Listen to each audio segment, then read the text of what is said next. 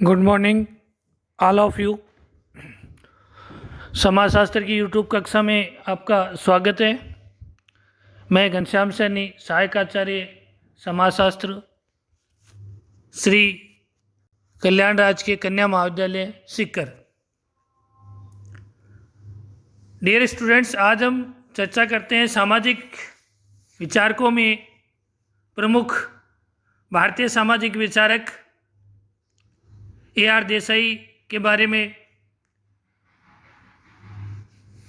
AR Desai ने भारतीय समाज में जो राष्ट्रवाद का उद्भव हुआ और राष्ट्रवाद की जो परिणति स्वतंत्रता आंदोलन के दौरान हुई, उसके बारे में अपने विचार व्यक्त किए हैं। इनकी पद्धति द्वंद्वात्मक भौतिकवादी थी। AR देसाई ने राष्ट्रवाद का विवेचन अपनी पुस्तक भारत में राष्ट्रवाद की सामाजिक पृष्ठभूमि में की है। ये एक महत्वपूर्ण अध्ययन है जिसमें भारतीय समाज का मध्यकालीन से आधुनिक समाज में परिवर्तन और भारतीय राष्ट्रवाद के उदय की विवेचना की गई है। 150 वर्षों में भारत में राष्ट्रवाद का उदय और विकास के कालक्रमिक वर्णन इसमें किया गया है। पहले बात करते हैं हम कि राष्ट्रवाद क्या है। WH मॉरिस जोन्स कहते हैं, राष्ट्रवाद से तात्पर्य एक राष्ट्र की चेतना और उसका राजनीतिक पहचान के अर्थ से संबंध है जो राजनीतिक चेतना का परिणाम होती है। राष्ट्रवाद एक राष्ट्र की चेतना है, राष्ट्रवाद एक राजनीतिक चेतना है और राष्ट्रवाद एक राजनीतिक चेतना का परिणाम है। योगेंद्र सिंह ने राष्ट्रवाद का अर्थ समाजशास्त्रीय परिप्रेक्ष्य के अनुसार स्पष्ट किया है। राष्ट्रवाद एक राष्ट्र राज्य की समाजशास्त्रीय अभिव्यक्ति है। राष्ट्रवाद समकालीन स्वरूप में एक पश्चिमी नवाचार है।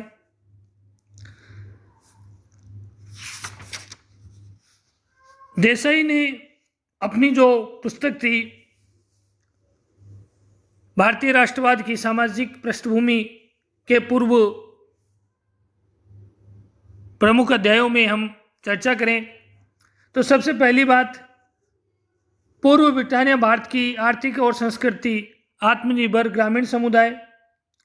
देसाई ने इसमें सबसे पहले अंग्रेजों से पूर्व जो भारत की समाज व्यवस्था थी उसके बारे में चर्चा की है।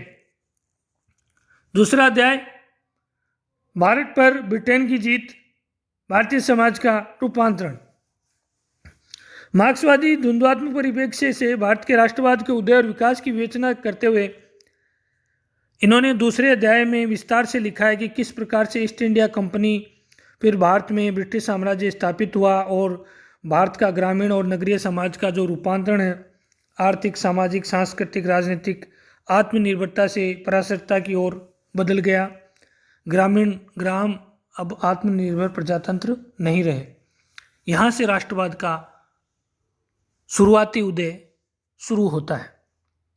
ब्रिटानिया शासन में भारतीय कृषि का रूपांतरण, भारतीय सामंतवाद और इसकी भौतिक विशेषताएं आदि के बारे में इन्होंने अपने तृतीय अध्याय में लिखा है कि ब्रिटिश काल में भूमि व्यवस्था 3 प्रकार की थी, रैयतबाड़ी, महालबाड़ी और जमींदारी। इन तीनों व्यवस्थाओं के बारे में भी AR देसाई ने संक्षिप्त वर्णन किया है अपनी पुस्तक में। देसाई ने लिखा है कि ग्रामीण भारत में ब्रिटानिया सरकार द्वारा उपरोक्त कृषि व्यवस्था के रूपांतरण ने आगे चलकर भारतीय राष्ट्रवाद के विकास को गति प्रदान की। इन्होंने कहा है कि कृषि की आर्थिक व्यवस्था का रूपांतरण राष्ट्रवाद का एक प्रमुख कारण रहा है। चौथी बात, भारतीय कृषि के रूपांतरण के सामाजिक परिणाम, राष्ट्रीय कृषि का उदय। ब्रिटानिया सरकार ने जहाँ जहाँ उनका राज्य था उपरोक्त वर्णित कृषि व्यवस्था को कार्यान्वित किया। इससे भारत के में राष्ट्रीय कृषि व्यवस्था स्थापित हो गई जो राष्ट्रीयकरण को विकसित करने में एक विशेष महत्वपूर्ण रूप से सिद्ध हुई। इतना ही नहीं, अंग्रेज अधिकारियों ने उन फसलों की खेती करवाने के लिए जोर दिया एवं भारतीय किसानों को बाध्य किया जो ब्रिटेन में कारखानों के लिए कच्चा माल प्रदान करते, जैसे कपास की खेती। कस्बों की हस्तकला का नाश और ब्रिटानिया शासन का कस्बों की हस्तकला पर प्रभाव इसके बारे में भी AR देसाई ने बताया है कि ब्रिटानिया शासन का कस्बों और नगरों की आर्थिक स्थिति पर बहुत अधिक प्रभाव पड़ा। औद्योगिकरण के कारण व्यापार बढ़ने लगे, श्रम विभाजन और विशेषीकरण उत्पन्न हुआ, श्रमिकों का अमानवीय शोषण होने लगा, श्रमिकों को उनके श्रम का वास्तविक पुरस्कार न मिलने से मालिक और श्रमिक के मध्य संघर्ष बढ़ गया, हड़ताल, तालाबंदी, घेराव आदि प्रक्रिया होने लगी। ब्रिटिश शासन के प्रभाव के कारण भारतीय आर्थिक संरचना में अच्छे और बुरे दोनों प्रभाव पड़े, जो राष्ट्रीयकरण के विकास में सहायक सिद्ध हुए। ग्रामीण हस्त उद्योगों का पतन। पूर्व ब्रिटानिया ग्रामीण हस्त उद्योग। ब्रिटानिया सरकार ने भारत के ग्रामीण हस्त उद्योग को नष्ट कर दिया और ब्रिटानिया शासन के पूर्व भारत में ग्राम जजमानी व्यवस्था द्वारा अपनी आवश्यकताओं की पूर्ति परस्पर कर लेते थे, जो व्यवस्था धीरे धीरे नष्ट होती चली गई। ब्रिटेन से मशीनों का उत्पादन होने लगा और ग्राम में ऐसी जो कुटीर उद्योग धंधे थे वो बंद हो गए। आधुनिक भारतीय उद्योगों का उदय और विकास। भारत में आधुनिक उद्योगों का विकास। अंग्रेजों ने भारत शासन द्वारा औद्योगिकरण की प्रक्रिया प्रारंभ करने से पूर्व भारत में कृषि प्रधान देश था।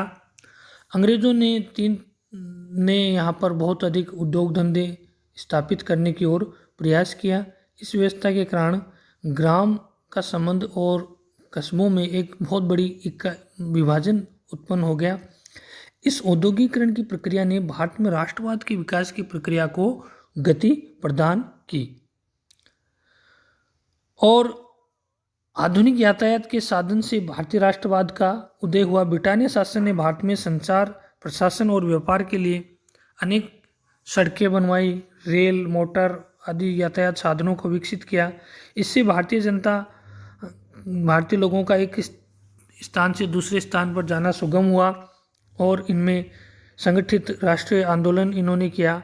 देसाई लिखते हैं कि आधुनिक संचार और यातायात के साधनों जैसे सड़क मार्ग, डाक, तार, आधुनिक सुविधा ने देश के विभिन्न संगठनों का उदय, निर्माण और संगठन के लिए राष्ट्रीयकरण को संभव बनाया। अखिल भारतीय राष्ट्रीय कांग्रेस, अखिल भारतीय छात्र संगठन, अखिल भारतीय किसान सभा, ट्रेड यूनियन आदि के विकास में अंग्रेजों द्वारा विकसित किए गए यातायात और संचार के साधनों का महत्वपूर्ण योगदान है। भारतीय राष्ट्रवाद के विकास में आधुनिक शिक्षा की भूमिका। AR देसाई ने लिखा है, भारत में आधुनिक शिक्षा का उद्भव और विकास ब्रिटेन शासन की देन है।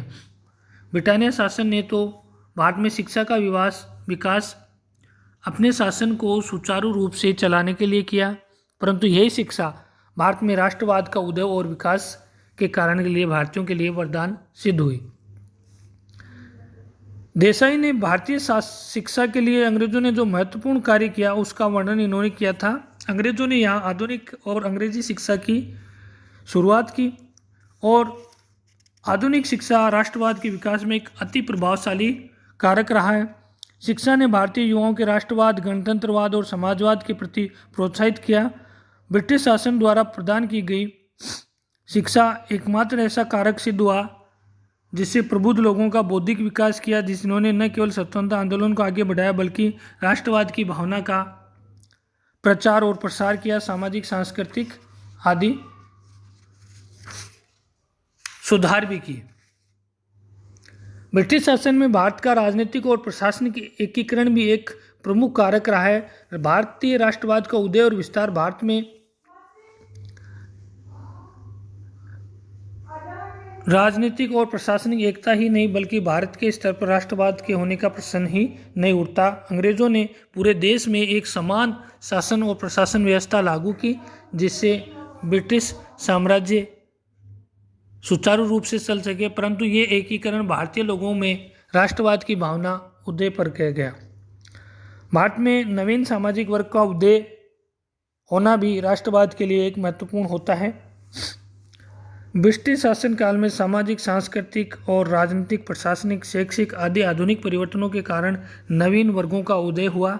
जैसे ये नवीन वर्ग क्या है? ग्राम स्तर पर बात करें तो जमींदार वर्ग, भूस्वामी वर्ग, पट्टेदार वर्ग, काश्तकार वर्ग, खेतिहर मजदूर, व्यापारी वर्ग और सूदखोर महाजन।